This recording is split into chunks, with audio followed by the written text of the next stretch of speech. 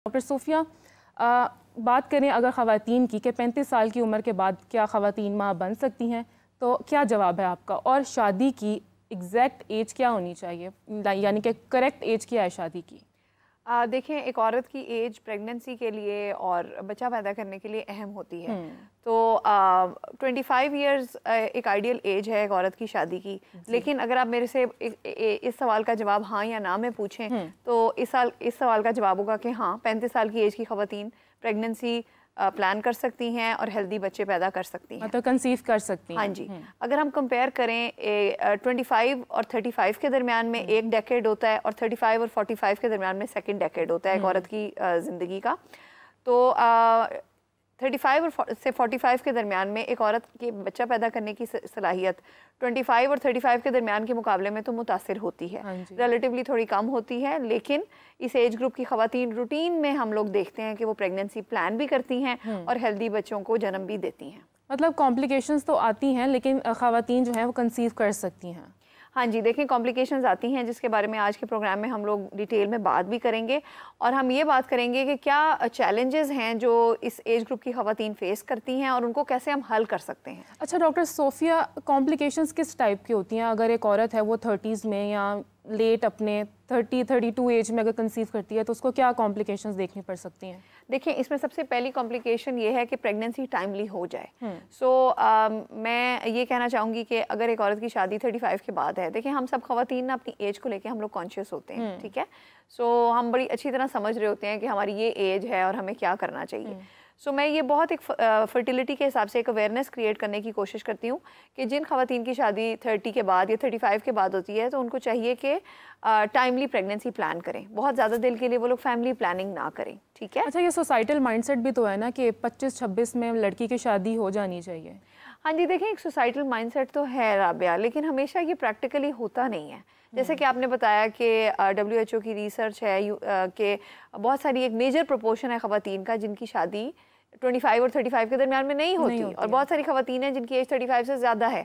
अब कुछ career reasons होती हैं, आजकल ख़वातीन बहुत करियर प्रॉब्लम्स भी होती हैं। हाँ जी, बहुत सारी ख़वातीन हैं जो अकेली होली सोली खुद से अपनी पेरेंटल साइड को सपोर्ट कर रही हैं, या वो करियर में इतनी बिजी हैं, या फॉर सम रीज़न कहीं रिश्ता हुआ नहीं। आपको पता है हमारे सोशली इश्यूज कितने हैं। एक ideal, this world is not ideal honestly. तो इधर जो परफेक्ट होता है वो नहीं होता।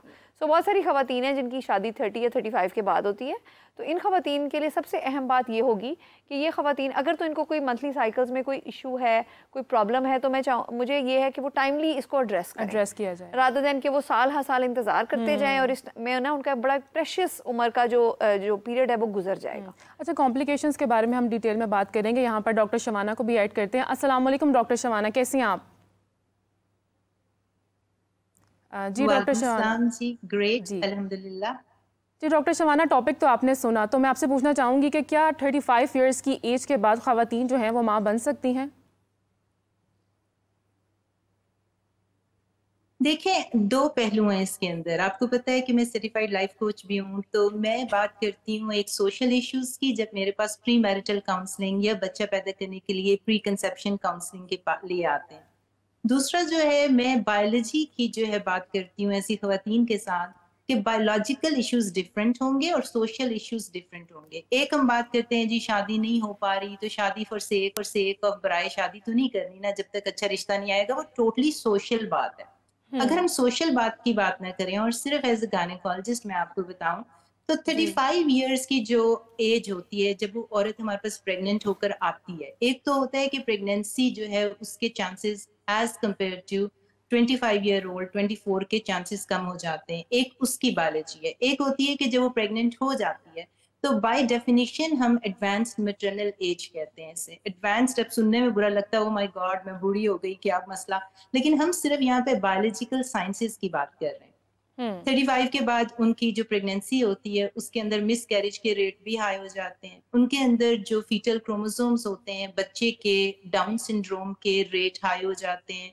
अब अगर आप 35 के हैं तो अगर डाउन सिंड्रोम जो क्रोमोसोमल एनॉमली होती है, स्पेशल नीड बेबीज होते हैं, वो अगर 400 प्रेगनेंसीज हों तो उसमें से एक बच्चा ऐसे अफेक्टेड होता है। अगर 40 साल की औरत है तो 1 in 40, यानी कि रेट इतना हाई हो जाता है। माँ की बढ़ती उम्र के साथ बच्चे का जो down syndrome special need baby का चांस ज्यादा हो जाता है।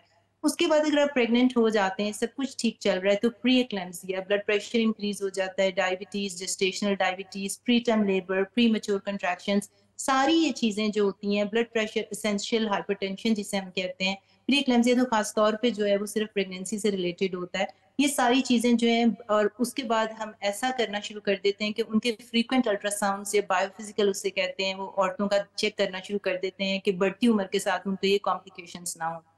तो एडवांस मैटरनल एज का जब आप लेबल दे देते हैं एट द एज ऑफ 35 हम, तो उनकी जो मॉनिटरिंग की और माँ की वो ज्यादा हो जाती है, और साथ हम हाई रिस्क प्रेगनेंसी लेबल करके उनका तमाम फॉलोअप वो करते हैं ताकि उनको आगे मसले ना हो। थोड़ा सा मैं आपको ये बता दूं कि जब औरत जो होती है ना, उसका प्रेगनेंसी के चांसेस, हम क्यों कहते हैं कि जल्दी शादी हो जाए या जल्दी टाइम पे बच्चा पैदा कर लो, एक तो बायोलॉजी की हम सिर्फ बात कर रहे हैं एज ए डॉक्टर, क्योंकि मैं पिछले दिनों कुछ लोगों को लेक्चर्स दे रही थी तो उसमें वो बात कर रहे थे जी अब शादी नहीं होती तो ये तो अल्लाह मियाँ के काम है, वो एक सोशल इशू है। हम सिर्फ ये समझा रहे हैं कि आपने शादी करनी है, जब भी हो जाती है, बच्चा पैदा करना है तो उसके कॉम्प्लिकेशंस क्या होंगे। और देखें, जब बात होती है तो जनरलाइज्ड होती है, किसी आउटलायर की बात नहीं होती कि 2 बच्चे नॉर्मल हो गए तो बाकी औरतें कहेंगी आप हमें डरा रही। हम डरा नहीं रहे, सिर्फ अवेयरनेस दे रहे हैं, सिर्फ आपको बता रहे हैं कि क्या मसला होगा। पीक फर्टिलिटी एज जो लड़कियों की होती है वो 24-25 होती है, क्योंकि जो औरतें होती हैं वो एक जखीरे के साथ पैदा हुई हैं। आपके जो एग्स होते हैं, जब बच्ची पैदा होती है, माँ के पेट से बाहर निकलती है, तो at the time of birth उसके 1 to 2 मिलियन होते हैं। जब उसकी पुबर्टी होती है, जब 12-13 साल के उसको पीरियड आते हैं, तो एग्स का जखीरा सिर्फ 300,000 तक रह जाता है। जब आप 30 इयर्स के हो जाते हैं, 37 के हो जाते हैं, तो 25,000 आपके एग्स रह जाते हैं। हर महीने आपने एक एग बनाना होता है। आपका एक ही टाइम होता है कि अगर आपकी मंथली माहवारी नॉर्मल है तो प्रेगनेंसी के चांसेस, बढ़ती एज के साथ जो फर्टिलिटी का ग्राफ होता है वो आहिस्ता आहिस्ता कम हो जाता है। इसका ये मतलब नहीं है कि 35 ईयर या 40 ईयर की औरत प्रेग्नेंट नहीं होगी। इसका सिर्फ ये मतलब है कि आप कॉन्शियस डिसीजन लें कि आपके अंदर बायोलॉजी की क्या चेंजेस आ रही हैं, ताकि आप अगर बाय चॉइस शादी डिले कर रहे हैं, प्रोफेशन की वजह से डिले कर रहे हैं, या अगर आपको अच्छा रिश्ता नहीं मिल रहा या हो नहीं पा रही, कम से कम अवेयरनेस होनी चाहिए। दैट्स द ओनली रीजन इस तरह के एग्जैक्टली डॉक्टर शबाना, अवेयरनेस होनी चाहिए। और डॉक्टर सोफिया, जैसे अभी डॉक्टर शबाना ने बात की कि एक लड़की की पीक फर्टिलिटी एज जो होती है वो 24-25 है। अब एक औरत है, एक लड़की है जिसकी लेट 30s में अगर 37-38 एज में शादी हो रही है, तो क्या शादी के फ़ौरन बाद उन्हें डॉक्टर से रुजू करना चाहिए या 1 साल का वेट करना चाहिए? क्या कॉम्प्लिकेशंस आ सकती हैं? देखिए, जिन खवातीन की एज 35 ईयर से ज़्यादा होती है, इसमें स्पेसिफिक गाइडलाइंस भी जो जिस तरह यूके की नाइस गाइडलाइंस हैं वो भी यही कहती हैं कि अगर एक औरत की उम्र 35 से ज़्यादा है और 6 मंथ्स तक एक कपल को प्रेगनेंसी नहीं हो रही, फिर उनको एक अच्छे फर्टिलिटी स्पेशलिस्ट को दिखा लेना चाहिए। 25 से 35 के दरमियान में ये टाइम पीरियड 1 ईयर का होता है। सो 35 के बाद 6 मंथ्स के बाद अगर आपको प्रेगनेंसी नहीं है तो आपको एक फर्टिलिटी के डॉक्टर को दिखाना है। दूसरी बात इसमें बहुत अहम है कि अगर आपके मंथली साइकिल्स में कोई इशू है, आपको आइडिया है आपको पॉलीसिस्टिक ओवरीज का प्रॉब्लम है, एंडोमेट्रियोसिस का इशू है, हस्बैंड का कुछ इरेक्टाइल डिसफंक्शन है, कोई मसला है, तो फिर आप 6 मंथ्स का भी वेट ना करें। आप फ़ौरन जो है वो गायनेकोलॉजिस्ट को, फर्टिलिटी स्पेशलिस्ट को रुजू करें और अपने बेसलाइन टेस्ट करवाएं। इस एज ग्रुप में चेकअप भी जल्दी कराया जाता है, ultrasound, hormone test, basic evaluation भी जल्दी कराई जाती है। नहीं, एक तो शादी भी लेट होती है, ऊपर से फिर उसके साथ साथ फैमिली प्लानिंग भी डिले हो रही होती है, वो भी एक प्रोसेस बहुत लेट हो रहा होता है। तो क्या प्रोसेस होता है, कैसे गाइड करेंगे? देखिए, इसके अंदर यही है, जैसे कि मैंने आपको पहले भी बताया राबिया, कि इस एज में जब एक कपल है, जब एक औरत की शादी 35 के बाद होती है तो उनको चाहिए कि वो प्रेगनेंसी को डिले ना करें। जैसे कि डॉक्टर शबाना ने बताया कि इन एज ग्रुप्स में हम लोग ना, जैसा मैं ऑस्ट्रेलिया में जब काम करती थी तो इस एज ग्रुप की खवातीन को एडवांस मैटरनल एज वाले जुमरे में रखा जाता था, उस ग्रुप में इनको लेबल किया जाता था। पाकिस्तान में ऑनेस्टली हेल्थ केयर के हिसाब से हमारी लिमिटेशन है कि डिसीजन मेकिंग जो है ना वो हमारे पास होती है। जैसा यूके है, ऑस्ट्रेलिया है, इन ममालिक में खवातीन का जीपी होता है, एक फैमिली डॉक्टर जो उनको टाइमली ये सारी बातें याद कराता है। हम लोगों के पास पाकिस्तान में एक चूँकि ये वाला सिस्टम नहीं है, हमें कोई इस बारे में नहीं बताएगा। तो ये जैसा सोशल मीडिया के थ्रू टीवी चैनल्स के थ्रू हम इस बात को, ये एक फर्टिलिटी की अवेयरनेस को प्रमोट कर सकते हैं कि इस एज ग्रुप में ख़वातीन जब शादी करें तो वो टाइमली कोई इशू है तो एड्रेस करें और जल्दी जो है वो एक अच्छे डॉक्टर को दिखाएं। एग्जैक्टली। और डॉक्टर शबाना, जैसे कि अभी मैंने थोड़ी देर पहले डिक्लेयर किया था कि यूनाइटेड नेशंस की जो रिपोर्ट आई है, कैन यू इमेजिन कि 10 मिलियन ख़वातीन जो हैं वो अभी तक शादी के इंतज़ार में बैठी हैं, और वो भी 35 की एज से ज़्यादा वाली। तो क्या कहेंगे उस हवाले से? देखिए, ये सोशल इशू है।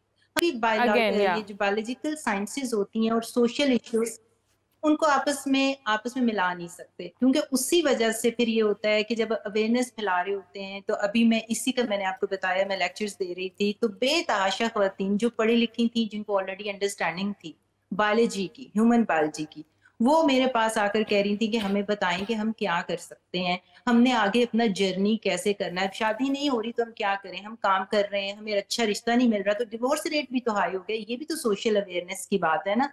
तो अब खाली ऐसे मैरिड डाउन नहीं करना, शादी देखभाल के करनी है, उसमें टाइम लग रहा है। तो टाइम लग जाएगा, तो वो मेरे पास इसलिए आ रही थी कि हमने एग फ्रीजिंग करनी है, तो दैट्स अनदर ऑप्शन। वो अवेयरनेस की बात है कि कुछ खवातीन जो एजुकेटेड हैं, वो कह रही हैं कि हमने एग फ्रीज कर लेने हैं। अगर किसी को कैंसर हो रहा है, कीमोथेरेपी पे जाना है, कोई ऑटोइम्यून डिसऑर्डर है, कोई ल्यूपस की बीमारी है, कोई मल्टीपल इश्यूज हैं जिसमें आपको पता है कि आपका फिलहाल बच्चा नहीं हो सकता, या ऐसी डिजीज है जो बढ़ते बढ़ते ऐसी हो जाएगी कि आपको बाद में प्रॉब्लम हो जाएंगे, तो एग फ्रीजिंग की तरफ आ जाती हैं। जो लोग इतने पढ़े लिखे नहीं, जो कि सोसाइटी में इतने एजुकेटेड नहीं है, वो इसको पर्सनल ले लेती हैं। वो पर्सनल ले लेती हैं जी, हमारा दीन में तो हमारे इस औरत की जो है, हमारी शादी जो है, माशाल्लाह, मुझे लेक्चर्स दे रहे थे कि हज़रत खदीजा की इस उम्र में हुई थी, उसके बाद जो है वो हर चीज को रिलीजन की तरफ लेके, जो एक आउटलायर चीज होती है, जो अवेयरनेस का मसला होता है, उसको वहीं पे दबा दिया जाता है। और जो हम सिखा रहे होते हैं कि ह्यूमन बायोलॉजी है वो ऐसे काम करेगी, उसका पहलू ही बदल देते हैं। तो हमारा काम ये है कि as an educationist, as expert of this subject, doctor साहब भी आपको बता रही हैं कि हमारा काम ये कि हमने रुकना नहीं है, थमना नहीं है, लोगों को यही बताना है कि भाई आपके पास ऑप्शंस हैं। अगर तो आप बाय चॉइस कर रहे हैं तो आपने क्या करना है, और अगर बाय चॉइस नहीं कर रहे, वो तो फिर अल्लाह की मर्जी है, दैट्स अ सोशल इशू। अब वो कहते हैं जी आदमी जो है, आदमी की देखें बायोलॉजी डिफरेंट है, वो एक रिजर्व ऑफ एग्स के साथ नहीं पैदा हुए। जब आप पेरीमेनोपॉज में जाएंगे तो आपके अंडे जो हैं सिर्फ एक 37,000, अगर आपकी 37 इयर्स एज है तो आपके अंडे सिर्फ 25,000 रह गए, और पेरीमेनोपॉज में और कम रह गए। और आपकी जब एज 50 हो जाती है, औरत जब मेनोपॉज में जाती है, कि आपके पास जखीरा कितना है एग्स का, सिर्फ 500 या 1000 रह जाता है मिनिमल, और क्वालिटी भी खराब हो जाती है एग्स की। तो आदमियों को ये मसला नहीं है, वो तो सारी लाइफ टाइम में बिलियंस एंड बिलियंस, 650 बिलियन से भी ज्यादा स्पर्म्स पैदा करते हैं। उनकी एज जो होती है, और वो हर महीने उनकी फैक्ट्री स्पर्म्स बना रही होती है। औरतों की तो एक जखीरे के साथ पैदा हुए हैं, और उसी टाइम पीरियड के अंदर जो उसकी रिप्रोडक्टिव टाइम पीरियड है, जो उसकी फर्टिलिटी का टाइम पीरियड है, एक दफा वो खत्म हो गया तो शी इज डन। फिर साइंस के जरिए से आप आईवीएफ या ऐसी चीजें करा सकते हैं, लेकिन वो भी लिमिटेड है, हर चीज सक्सेसफुल तो नहीं हो सकती। तो ये चीजें हमने अपनी खवातीन को सिखानी और समझानी। जी बिल्कुल डॉक्टर शबाना, डॉक्टर सोफिया की तरफ भी आते हैं। डॉक्टर सोफिया, अगर कॉम्प्लिकेशंस की बात करें तो बायोलॉजिकल क्लॉक के मुताबिक लेट मैरिजेस में ख़वातीन को जो प्रेगनेंसी होती है तो किस किस टाइप की कॉम्प्लिकेशंस होती हैं? अगर एक औरत है, वो अगर हमारी ऑडियंस अगर देख रही होगी तो ऑब्वियसली वो रिलेट कर रही होगी कि एक औरत अगर 30s में है, लेट 30s में है, इस टाइम पीरियड से गुजर रही है, तो इसको किन किन कॉम्प्लिकेशंस का सामना करना पड़ सकता है? देखिए राबिया, इन कॉम्प्लिकेशंस को हम 3 हिस्सों में डिवाइड करेंगे। एक एबिलिटी टू गेट प्रेग्नेंट, कि प्रेगनेंसी हो जाए, दूसरा ड्यूरिंग प्रेगनेंसी, और तीसरा हम बात करेंगे प्रेगनेंसी के बाद के मसाइल पे। सबसे पहला चैलेंज इन खवातीन में होता है कि इनमें टाइमली प्रेगनेंसी हो जाए। तो जैसे कि हमने बात की थी कि इन खवातीन को चाहिए कि अगर 6 मंथ्स तक इनको प्रेगनेंसी नहीं हो रही तो एक फर्टिलिटी स्पेशलिस्ट को दिखाएं। और ये मैं बात कहना चाहूँगी कि ज़रूरी नहीं है कि 35 के बाद अगर किसी औरत की शादी होती है तो हमेशा आपको IVF की ही ज़रूरत पड़ेगी। ये भी हो सकता है कि आपको सिर्फ बेसिक सिंपल मेडिकेशन सिर्फ दी जाएँ और एक हेल्दी लाइफस्टाइल अडॉप्ट करने का कहा जाए। लेकिन देखिए वही बात है, हमें घर में अगर हमें कोई कहेगा तो शायद हम इतना फॉलो ना करें, लेकिन जब एक डॉक्टर आपको एक बात कहता है ना तो उसकी अहमियत ज़्यादा होती है। तो इसलिए एक अच्छे फर्टिलिटी स्पेशलिस्ट को दिखाएं और उसकी गाइडेंस। अगर कोई इशू नहीं है तो ज़्यादा चांसेस यही हैं कि आप में नेचुरल प्रेगनेंसी हो जाएगी। लेकिन अगर डॉक्टर्स कोई इशू रेज करते हैं तो फिर इन खवातीन को टाइमली IVF की तरफ या IUI की तरफ, डिफरेंट जो ट्रीटमेंट ऑप्शंस अवेलेबल होती हैं उनकी तरफ भी टाइमली चले जाना चाहिए। इन खवातीन को टाइम ज़ाया नहीं करना चाहिए। अब हम बात करेंगे प्रेगनेंसी के बारे में। प्रेगनेंसी में देखें, अर्ली प्रेगनेंसी में जिन ख़वातीन की एज 30 के बाद सबसे लोएस्ट चांस मिस कैरेज होने का, यानी कि प्रेगनेंसी के ज़ाया करने का होता है बिटवीन 25 एंड 30। 30 के बाद 30 से 35 की जो विंडो है उसमें मिस कैरेज का रेट जो है वो थोड़ा सा ज़्यादा है। 35 और 40 में उससे ज़्यादा है, और 40 में उससे भी ज़्यादा है। सो मिस कैरेजेस का जो रेट है वो इस एज ग्रुप में ज़्यादा होता है। तो ये एक चैलेंज है जो ख़वातीन फेस करती हैं। उसके अलावा इन ख़वातीन में क्रोमोसोमल एबनॉर्मेलिटीज़ आने के चांसेस भी ज़्यादा होते हैं। ख़ुसूसन as you age Down syndrome का रिस्क इंक्रीज़ होता है। एक सिंपल सी बात है, एक औरत जिसकी एज 30 इयर्स है उसमें डाउन सिंड्रोम का रिस्क होगा 1 in 1000, 0.1%। लेकिन अगर एक औरत की एज 40 इयर्स है तो उसमें प्रेगनेंसी में डाउन सिंड्रोम आने का रिस्क होगा 1 in 100, 1%। सो स्टिल देखें 99% चांस है कि प्रेगनेंसी हेल्दी होगी, लेकिन डाउन सिंड्रोम का रिस्क औरत की एज के साथ स्पेसिफिकली इंक्रीज करता है। तो अगर आपको प्रेगनेंसी हुई है इस एज ग्रुप में तो एक बड़ा इंपॉर्टेंट बात है कि इसमें फर्स्ट ट्राइमेस्टर में डाउन सिंड्रोम की स्क्रीनिंग कराई जाती है। उसमें अल्ट्रासाउंड कराया जाता है और ब्लड टेस्ट कराया जाता है, जिसके थ्रू डाउन सिंड्रोम का पता चल जाता है, और अल्लाह ना करे अगर ये प्रॉब्लम हो तो प्रेगनेंसी को टर्मिनेट कराया जाता है। अगेन इसमें मैं ये बात दोबारा हाईलाइट करना चाहूँगी, क्योंकि मैंने ऑस्ट्रेलिया में भी काफ़ी साल काम किया है और पाकिस्तान में भी अब मुझे बहुत साल हो गए हैं प्राइवेट प्रैक्टिस करते हुए। उन मुल्कों में राबिया ये डाउन सिंड्रोम स्क्रीनिंग एक स्टैंडर्ड है। आप जीपी के पास जाएंगे, आपका एक बेसिक वर्कअप होगा जिसमें डाउन सिंड्रोम स्क्रीनिंग आपको बता दी जाएगी। लेकिन पाकिस्तान में मुनहसर होता है डॉक्टर के ऊपर जिसको आपने चुन लिया, और आपकी जिम्मेदारी है कि आप एक अच्छे ऑब्स्टेट्रिशियन को दिखाएं ताकि वो आपको ये टेस्ट ऑफर करें। क्योंकि हम बहुत सारी पेशेंट्स ऐसी राबिया में देखती हूँ जिनको डाउन सिंड्रोम स्क्रीनिंग के बारे में बताया नहीं जाता, और उनको खुद भी नहीं पता होता। हमारी ख़वातीन में वैसे ही अवेयरनेस की कई दफ़ा हम देखते हैं कि कमी होती है, और फिर डॉक्टर भी अगर आम डॉक्टर्स जो हैं वो डाउन सिंड्रोम स्क्रीनिंग पाकिस्तान में कराते ही नहीं। सो इस एज ग्रुप में specifically down syndrome screening is very very essential. ठीक है, सो ये प्रेगनेंसी के शुरू में मिस कैरेजेस और डाउन सिंड्रोम स्क्रीनिंग की हमने बात की। उसके बाद ड्यूरिंग प्रेगनेंसी इन ख़वातीन में प्रेगनेंसी इंड्यूस्ड हाइपरटेंशन यानी कि हाई ब्लड प्रेशर का होना इस एज ग्रुप में अमूमन प्री एग्जिस्टिंग भी होता है। इन ख़वातीन में कई दफ़ा पहले से ब्लड प्रेशर का इशू होता है और प्रेगनेंसी में वो वर्सन होकर प्री क्लैम्शिया की तरफ जा सकता है।